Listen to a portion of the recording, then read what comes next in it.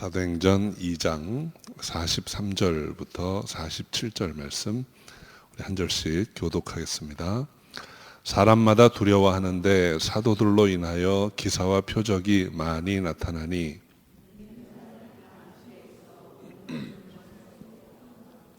또 재산과 소유를 팔아 각 사람의 필요를 따라 나누어 주고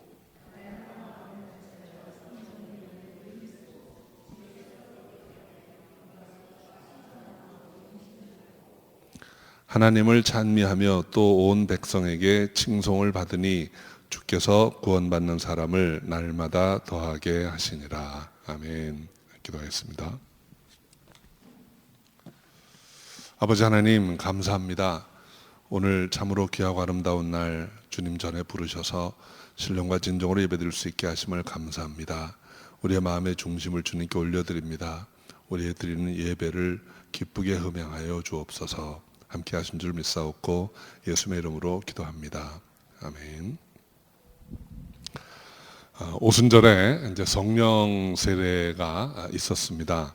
그리고 나서 이제 베드로가 처음 설교를 하는데 그날 베드로의 말씀을 전하는 말씀을 듣고 많은 사람들이 마음의 찔림을 받았다고 했습니다. 그래서 그들이 회개하고 세례를 받았습니다.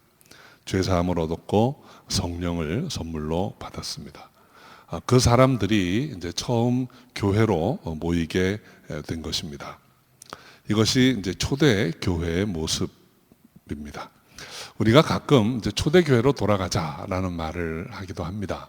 어떤 모습의 교회였기에 우리가 초대 교회로 돌아가자고 하는가 하는 것을 오늘 한번 생각해 보려고 합니다. 오늘 본문의 바로 앞에 있는 42절은 초대교회의 모습에 대한 아주 간략한 묘사입니다. 지난주에 함께 살펴본 말씀인데 아마 다 암송하시는 줄로 생각합니다. 한번 다시 읽어볼까요? 저희가 사도의 가르침을 받아 서로 교제하며 떡을 떼며 기도하기를 전혀 힘쓰니라 그랬습니다.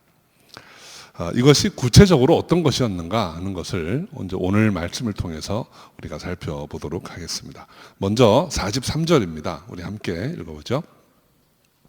사람마다 두려워하는데 사도들로 인하여 기사와 표적이 많이 나타나니. 사도의 가르침을 받는 공동체, 배움의 공동체라고 했습니다. 이 교회는. 그런데 그 모습이, 배움의 공동체의 모습이 어떠했는가에 대한 간단한 묘사입니다. 사람마다 두려워하였다 그랬습니다. 사도들이 말씀을 전할 때 그 기사와 표적이 많이 나타났다는 것입니다. 그래서 이를 본 사람들이 두려워하였다라는 것입니다. 여기서 두려워하다라는 말은 단순히 무서워하는 것이 아니고 경외하는 마음이 있었다라는 것이죠. 놀라움을 금치 못하면서 이 공동체를 많은 사람들이 주시하였다라는 것입니다. 사도가 복음을 전할 때 어떤 일이 있었습니까? 이 사도행전이나 이후의 기사들을 읽어보면 복음을 전할 때 또는 말씀을 선포할 때 병든 자가 일어납니다. 소경이 눈을 뜹니다. 놀라운 일들이 일어났습니다. 이것이 비단 한 사람만의 이야기가 아닙니다. 서신서를 보면 특별히 데살로니가 전서 1장 5절에 바울이 이렇게 말합니다. 이는 우리 복음이 말로만 너희에게 이르는 것이 아니라 오직 능력과 성령과 큰 확신으로 된 것이니 우리가 너희 가운데서 너희를 위하여 어떠한 사람이 된 것은 너희의 아는 바라. 복음을 전할 때 그냥 말로만 전한 게 아니고 말씀으로 복음을 전하는데 놀라운 능력이 나타난다는 것입니다. 하나님의 임재가 있었다는 것이죠. 여러분, 초대교회는 배움의 공동체였습니다. 하나님의 말씀이 하나님의 의도대로 선포될 때 기사와 표적을 통해서 하나님께서 그 말씀의 권위를 인정해 주셨다라는 것입니다. 저는 우리 교회가 사람의 지혜나 세상 사조를 섞지 않고 오직 하나님의 말씀을 하나님의 뜻대로 증거하고 전하는 교회가 되기를 바랍니다. 또 우리 성도님들이 그 하나님의 말씀을 잘 배우고 익혀서 그 말씀대로 살아감으로 주님께 영광 돌리는 그런 우리 교회가 될 수 있기를 주의 이름으로 축원합니다. 두 번째로 44절과 45절은 서로 교제하는 사랑의 공동체의 모습을 묘사하고 있습니다. 우리 44절, 45절 두 절 같이 읽어봅니다. 믿는 사람이 다 함께 있어 모든 물건을 서로 통용하고 또 재산과 소유를 팔아 각 사람의 필요를 따라 나누어 주고. 이 말씀은 이제 그 교제, 코이노니아에 대한 구체적인 설명이라 할 수 있습니다. 사실 이 말씀을 읽으면서 조금 부담스러워할 수도 있습니다. 특별히 아주 많이 가지신 분들, 부자 되시는 분들은 이거 다 팔아야 돼? 이런 부담을 가질 수도 있는 말씀입니다. 이 말씀의 의미를 우리가 한번 잘 생각해 보려고 합니다. 이 말씀의 전제가 있습니다. 그것은 믿는 사람입니다. 모든 믿는 사람이라고 했습니다. 이 믿음이 같아야 합니다. 믿음이 같은 사람들이 모여서 교회를 이루고 또 교회가 함께 교제하는 것입니다. 믿음이 같다는 말이 뭘까요? 우리가 믿는 여호와 하나님이 한 분이십니다. 우리가 믿는 예수 그리스도, 말씀이 육신이 되어서 이 땅에 오신 예수 그리스도 한 분입니다. 우리에게 하나님이 약속하시고 예수께서 부어주신 성령, 다 같은 성령의 세례를 받은 사람들입니다. 이러한 사람들이 함께 있어 나누고 교제한다는 것입니다. 먼저 말씀드릴 것은 여러분, 이 교제라고 하는 것 하나님의 뜻입니다. 하나님께서 먼저 우리에게 본을 보여주신 일입니다. 요한일서 1장 3절에 보면 우리가 보고 들은 바를 너희에게도 전함은 너희로 우리와 사귐이 있게 하려 함이니 우리의 사귐은 아버지와 그 아들 예수 그리스도와 함께 함이라. 이 교제의 모델은 바로 하나님의 뜻, 그리고 하나님과 예수 그리스도의 교제인 것입니다. 또 우리가 예배 드릴 때마다 축도를 받습니다. 그 축도의 내용을 보면 고린도후서 13장 14절에 주 예수 그리스도의 은혜와 하나님의 사랑과 성령의 교통하심이 너희 무리와 함께 있을지어다 했습니다. 여기서 성령의 교통하심이라고 번역된 말이 교제입니다. 펠로우십인 것입니다. 성도의 교제는 하나님이 매우 중요하게 생각하십니다. 우리가 복음을 듣고 영이 회복된다고 하는 것은 결국 하나님과의 교제가 회복되는 것입니다. 아담과 하와가 에덴에서 범죄했을 때 하나님과의 교제가 끊어진 것입니다. 그런데 이제 다시 하나님과 교제가 회복되는 것, 그래서 로마서 5장에서는 그것을 하나님과 화목하게 되는 것이라고 말씀하고 있는 것이죠. 교제는 대단히 중요한 것입니다. 이제 어떻게 교제하였는가 오늘 본문을 통해서 보면, 첫째는 믿는 사람들이 다 함께 있어 그랬습니다. 교제의 첫 번째 특징은 함께 있는 것입니다. 함께 있는 것이 이 교제의 아주 기본축이라고 할 수 있습니다. 사랑하는 가족에게는 함께 지낸 많은 기억들이 있습니다. 저는 가족을 생각하면 제일 먼저 떠오르는 것이 밥상입니다.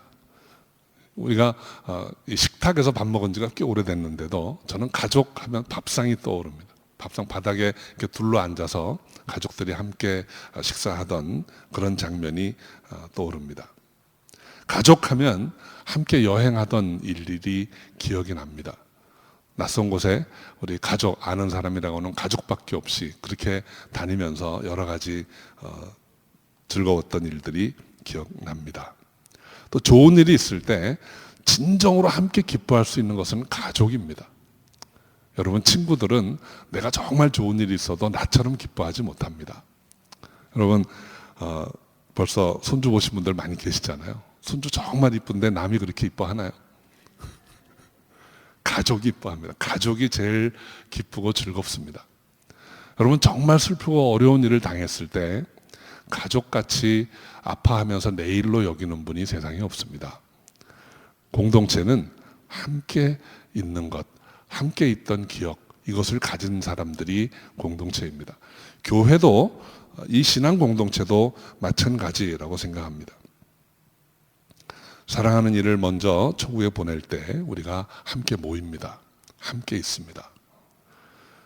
누군가 슬프고 어려운 일을 당할 때 그때 어떤 인간적인 위로의 말이나 신학적인 설명이 필요한 것이 아닙니다. 그때는 함께 있어주는 것입니다. 함께 있으면서 같이 눈물을 흘리고 슬퍼할 수 있는 것, 이것이 공동체입니다.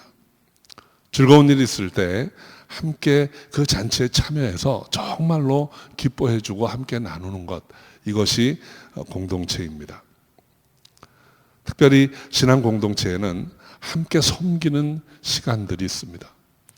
도심의 외진 곳에서 혹은 우리 이웃 어느 곳에선가 힘들어하고 아파하는 사람들을 섬긴 기억, 또 먼 곳에 선교지에 가서 참으로 힘들고 어려운 여건 가운데서 함께 섬겼던 기억, 이런 것들을 가지고 있는 것이 공동체입니다. 교제라고 하는 것은 다른 어떤 것보다 제일 먼저 함께 있어주는 것입니다. 나의 위로를 필요로 할 때, 나의 말씀 도움이 필요할 때 곁에 있어주는 것, 그렇게 곁에 있어주는 저 여러분 되시기를 바랍니다. 두 번째는 모든 물건을 서로 통용하고 또 재산과 소유를 팔아 각 사람의 필요를 따라 나누어 주고 했습니다. 어려운 형제 자매와 나눌 수 있는 것이 이 공동체의 교제의 특징입니다. 요즘처럼 이 물질주의와 개인주의가 팽배한 세상에서 이거 좀 가능할까? 이게 시대에 맞는 이야기인가? 하는 의문을 가질 수도 있습니다. 또 어떤 분들은 이거 공산주의 아닌가? 이런 생각을 할 때도 있습니다. 그러나 성경을 읽어보면 예수님이 하신 말씀, 또 우리 주위의 신앙 공동체의 삶을 보면 이렇게 나누며 살아가는 사람들이 꽤 많이 있습니다. 문자적으로 모든 물건을 다 통용하지는 못한다 할지라도 내게 있는 적은 물질을 나눌 수 있습니다. 그래서 저는 교회가 이 일을 하는 아름다운 공동체여야 한다고 생각합니다. 우리는 헌금을 통해서 일을 합니다. 구제헌금, 감사헌금, 선교헌금들이 결국 어려운 이웃들, 영적으로 가난한 자들을 위해서 쓰임받는 나누는 은혜가 되는 것이죠. 개인적으로도 이웃을 돕는 분들이 많이 있습니다. 저는 개인적으로 이웃을 돕는 분들이 계시다면 익명으로 하시길 바랍니다. 주님께서 친히 말씀하시기를 오른손이 하는 일을 왼손이 알지 못하게 하라 그랬어요. 근데 우리 사람에게는 다 이 죄성이 있어서 내가 한 좋은 일은 막 기억을 하고 어떻게든지 좀 알리고 싶어 하는 마음이 조금씩은 다 있습니다. 여기 계신 분들은 그런 분들이 별로 많지 않으시겠지만 여러분 그래도 한번 가슴에 손을 얹고 생각해 보시기 바랍니다. 내가 남한테 신세 진 일을 얼마나 많이 기억하세요? 또 남한테 도움을 주었던 일 얼마나 많이 기억하십니까? 아마 많은 분들이 도움을 주었던 일들을 분명히 기억하실 거예요. 그래서 나는 착한 사람이라는 생각을 하고 삽니다. 여러분, 하나님의 뜻대로 나누고 섬길 수 있는 그런 교제가 우리 안에 있기를 바랍니다. 그리고 이것은 억지로 의무감으로 이렇게 해야 된다는 것이 아닙니다. 성경에 보면 자원하는 마음으로 이렇게 하라고 했습니다. 근데 어떤 사람이 자원하는 마음으로 자기 소중한 물질을 나눌 수 있겠습니까? 그것은 청지기의 마음이 있는 사람이 그렇게 합니다. 내가 가진 것들이 하나님께로부터 받은 것이라는 것을 분명히 알면 이것을 하나님의 뜻대로 나눌 수 있게 됩니다. 고린도전서 4장 7절에 보면 내게 있는 것 중에 내게 받지 아니한 것이 무엇이냐? 그런즉 어찌하여 받지 아니한 것처럼 자랑하느냐? 이렇게 말씀하세요. 우리가 가지고 누리는 것이 있다면 다 하나님께로부터 받은 것들입니다. 내가 꼭 필요한 것 외에 더 가진 게 있다면 하나님께서 맡겨 놓으신 것입니다. 그런 마음을 가질 때 우리가 나눌 수 있습니다. 내 이웃의 어려움을 지나치지 않고 도울 수 있게 되는 것입니다. 이것이 공동체의 특징 중에 하나입니다. 초대교회에는 이런 사랑의 교제가 있었는데 그 사랑의 교제의 특징을 오늘 본문은 두 가지로 말합니다. 첫째는 함께 있어주는 것, 또 하나는 나눌 수 있는 것입니다. 함께 있어주고 나눌 수 있는 그런 사랑의 교제가 우리 안에 많이 있기를 소원합니다. 세 번째는 46절과 47절의 초반까지 기록되어 있습니다. 이것은 예배 공동체로서 교회의 모습을 묘사하고 있는 것입니다. 함께 읽어봅니다. 날마다 마음을 같이하여 성전에 모이기를 힘쓰고 집에서 떡을 떼며 기쁨과 순전한 마음으로 음식을 먹고 하나님을 찬미하며. 예배 공동체의 모습을 설명하는데 두 장소가 나옵니다. 하나는 성전이고 다른 하나는 집이라고 했습니다. 초대교회 시대는 오늘처럼 교회당이 없었습니다. 그래서 제일 처음 형성된 예루살렘에 있던 이 하나님의 교회는 성전 앞에서 모이고 또 가정에서 모였다는 것입니다. 신약의 서신서들을 보면 로마서, 고린도서, 갈라디아서 이렇게 지역의 이름을 딴 성경들이 많이 있습니다. 그것은 그 로마에 있던 어떤 한 교회, 큰 교회를 가리키는 것이 아니고 로마에 있는 성도들을 가리키는 것입니다. 그리고 초대교회 때에는 그러한 큰 교회당이 없었기 때문에 다 가정에서 모였습니다. 그래서 정확히 얘기하면 초대교회는 가정교회들입니다. 그래서 예배를 드리는데 하나는 성전에서 모였고 다른 하나는 집에서 모였다는 것입니다. 그럼 첫 번째로 왜 성전에 모이기를 힘써야 했을까요? 그들은 왜 성전에 모였습니까?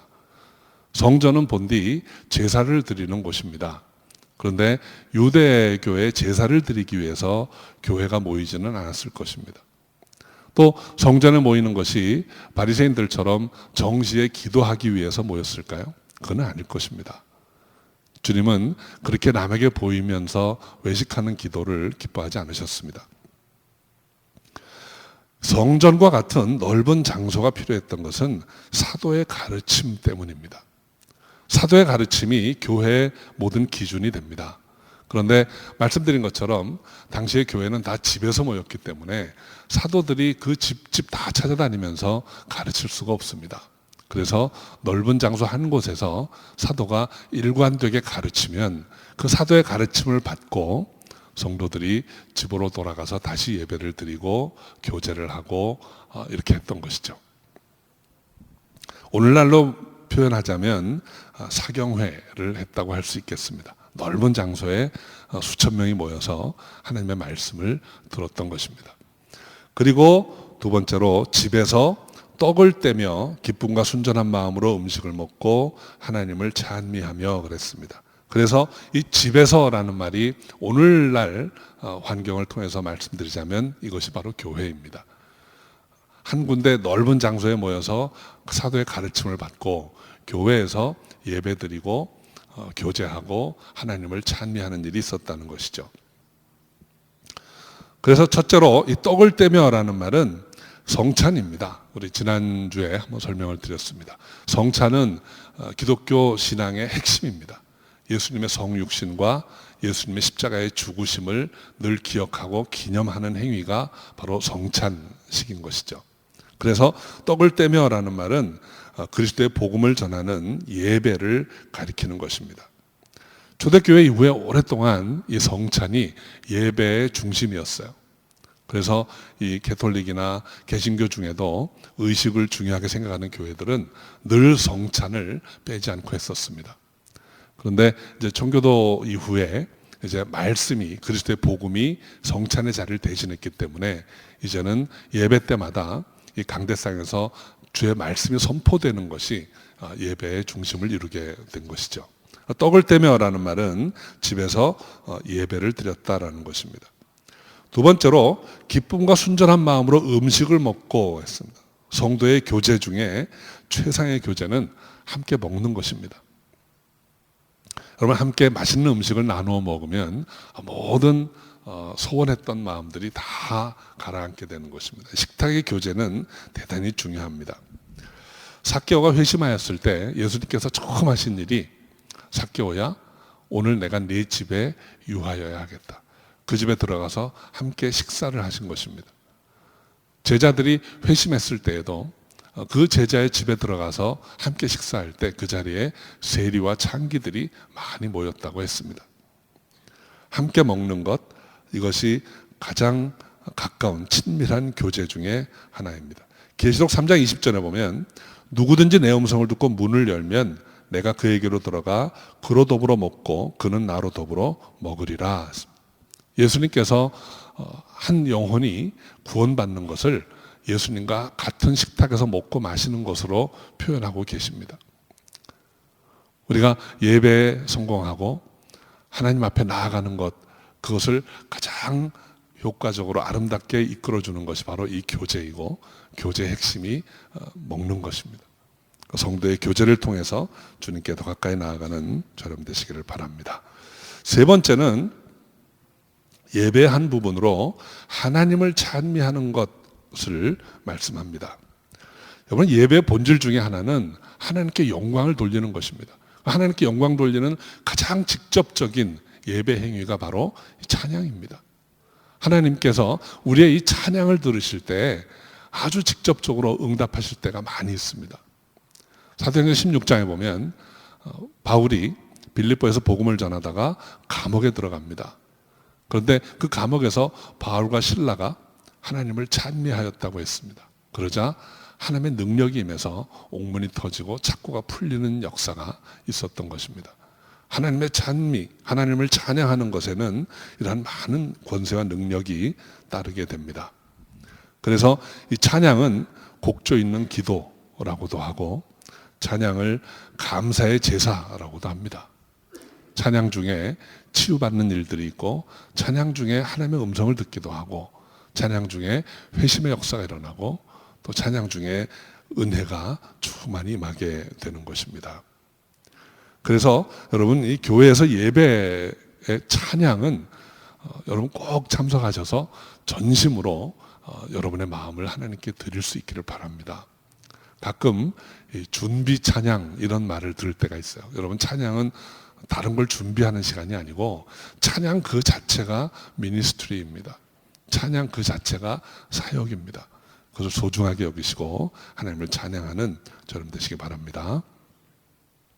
네 번째로 우리 47절 후반 말씀을 같이 읽어봅니다. 또 온 백성에게 칭송을 받으니 주께서 구원받는 사람을 날마다 더하게 하시니라. 이 말씀은 이제 교회 공동체가 어떤 공동체인가 하는 걸 결과적으로 설명해 줍니다. 교회는 배우는 공동체입니다. 또 교회는 교제의 공동체입니다. 그리고 교회는 예배의 공동체입니다. 사도의 가르침을 잘 받고 성도가 아름답게 교제하고 그리고 예배에 성공하면 이 교회가 어떤 모습으로 세상에 비추어지고 하나님께 인정받느냐 하는 걸 보여줍니다. 첫 번째는 온 백성에게 칭송을 받으니 했습니다. 참 교회는 외부 사람들로부터 칭송을 받는 교회이어야 합니다. 우리가 참 그리스도인이라면 외부 사람으로부터 저분들이 예수 믿는 사람들이 이런 사람들이구나 하고 칭찬을 들어야 한다는 거예요. 교회 다니는 사람이 왜 그러냐 하는 지적을 받게 된다면 이거는 많이 잘못된 것입니다. 우리의 참 신앙은 그리스도를 따르는 것입니다. 사도행전에 보면 이 믿는 사람, 성도를 제자라고 했습니다. 제자는 스승을 따르는 자입니다. 그리스도의 제자는 그리스도를 따르는 자입니다. 그리스도의 말씀대로 행하는 자입니다. 주께서 말씀하신 대로 살고 행하는 것, 이것이 그리스도인입니다. 그리스도의 말씀대로 살고 행하면 세상 사람들로부터 칭찬을 듣게 된다는 거예요. 저는 우리의 삶이 이렇게 그리스도를 닮아갈 수 있기를 바랍니다. 이것이 증인이 되는 것입니다. 우리를 통해서 예수 그리스도를 전할 수 있다면, 우리의 변화된 삶을 통해서 그리스도를 증거할 수 있다면 이것이 주님이 가장 기뻐하시는 일이 될 것입니다. 그래서 사도 바울은 고린도에 보낸 편지에서 이렇게 말합니다. 너희가 그리스도의 향기를 내는 그리스도의 편지라고 했습니다. 너희가 우리의 편지다 이렇게 말합니다. 저와 여러분 한 분 한 분이 그리스도의 편지가 되어서 세상에 전해질 수 있기를 바랍니다. 두 번째로 구원받는 사람을 날마다 더하게 하시니라 그랬습니다. 이것이 교회의 성장의 모습입니다. 그런데 구원받는 사람을 누가 더한다고 했습니까? 주께서 날마다 더하게 하신다 그랬습니다. 우리 사랑하는 성도 여러분, 교회의 성장은 하나님께서 허락하는 것입니다. 교회 성장은 성장 그 자체가 목표가 되지를 못하는 것입니다. 그것은 목표가 아닙니다. 우리가 건강하게 신앙생활을 하면 주께서 구원받는 사람을 날마다 더하시니라 그랬습니다. 우리가 사도의 가르침을 잘 배우고 배운 대로 살면, 우리가 말씀하신 대로 교회 안에서 공동체 안에 늘 함께 있고 나누는 삶을 살게 되면, 그리고 우리가 오직 예수 그리스도의 복음을 듣고 예배에 성공하면, 하나님을 전심으로 찬양하고 주 안에서 기쁜 교제가 이루어지면, 그를 통해서 우리의 삶이 세상에 보여지고 세상 사람들이 예수 믿는 사람들은 이렇게 사는구나 하고 경외하는 마음으로 칭찬을 하게 되면 하나님께서 구원받는 사람을 더하신다 그랬습니다. 저는 우리 교회가 이렇게 성장하는 교회가 되기를 바랍니다. 여러분, 교회는 이 땅에서 하나님의 나라를 구현하는 공동체입니다. 우리가 이 교회에 모여서 늘 사도의 가르침을, 성경 말씀을 배우고 익히는 저 여러분 되기를 바랍니다. 그래서 그 말씀대로 살아감으로 하나님께 영광 돌리는 우리 모두가 되기를 바랍니다. 또 우리가 주 안에서 함께 교제할 때, 어려울 때나 슬플 때나 기쁠 때나 늘 함께하는 공동체이기를 바랍니다. 그리고 어려운 사람의 필요를 채울 수 있는 나눔의 공동체가 될 수 있기를 바랍니다. 그리고 예배 드릴 때마다 전심으로 하나님을 찬양하고 그 그리스도의 복음이 선포되어서 낯설게 찾아온 사람들도 이 복음을 듣고 마음의 찔림을 얻는 그런 예배가 되기를 바랍니다. 그렇게 해서 우리 교회가 주님께서 허락하신 사명 잘 감당하고 주님 뜻대로 세워져 가고 성장해 가는 축복의 공동체가 될 수 있기를 주의 이름으로 축원합니다. 기도하겠습니다. 아버지 하나님, 사도의 가르침을 받아 서로 교제하며 떡을 떼며 기도하기를 전혀 힘쓰는 아름다운 공동체 되기를 소원합니다. 우리 교회가 주님의 뜻을 마지막까지 이루어드리고 주님 마음을 흡족히 해드리는 교회 되기를 소원합니다. 그래서 우리 지체에 속한 모든 성도 한 분 한 분이 하나님 기뻐하시는, 하나님이 늘 축복하시는 그런 아름다운 성도, 아름다운 가정, 아름다운 교회 되게 하여 주옵소서. 함께 할 줄 믿사옵고 예수님의 이름으로 기도합니다. 아멘.